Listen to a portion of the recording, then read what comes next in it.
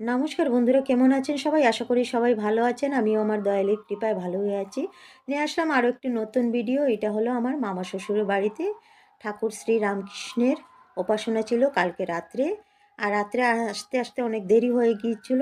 আর আসার সময় অনেকগুলো প্রসাদ দিয়ে দিয়েছেন ওনারা। আর প্রসাদগুলো রাত্রে খাওয়া হয়নি, সকালবেলা ব্রেকফাস্টের জন্য আমি দিয়ে দিয়েছি। আর ফল টল ছিল, এইগুলো আর আমি নেই ওনাদেরকে বলেছি যে ফল দেবে না, কাটা ফল সকালে এগুলো আর খাওয়া যাবে না। হ্যাঁ, তাই আর নিইনি। আর যে কয়টা নিয়ে এসেছি এগুলো ব্রেকফাস্টে দিয়ে দিলাম ঘরে। আর এখানে দেখেন আমরা সব জায়েরা বসে একটু রান্নাঘরে গল্প করছি, পান টান খাচ্ছি। তারপর আমরা চলে গেলাম পুরি বানাতে। পুরি বানালাম আমি আর আমার ছোটো জা।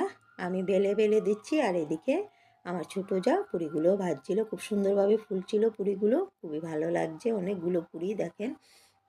তারপর পুরি বানানো শেষ হওয়ার পর আর একটু ঠাকুরের সামনে চলে গেলাম। এখানে গিয়ে অল্প ক্যামেরায় বন্দি করলাম, বেশি আর বন্দি করলাম না, অল্পই করেছি। কেননা ঠাকুরের গান কীর্তনের সামনে ক্যামেরা ধরতে আমার একদম ভালো লাগে না, কীরকম লাগে, তাই অল্প আপনাদেরকে শেয়ার করার জন্য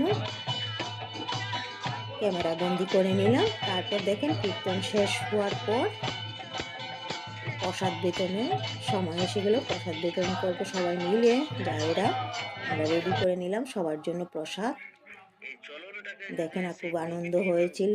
আপনাদের কেমন লাগলো এই ভিডিওটা বলবেন বন্ধুরা। আর সবাই ভালো থাকবেন, আনন্দে থাকবেন।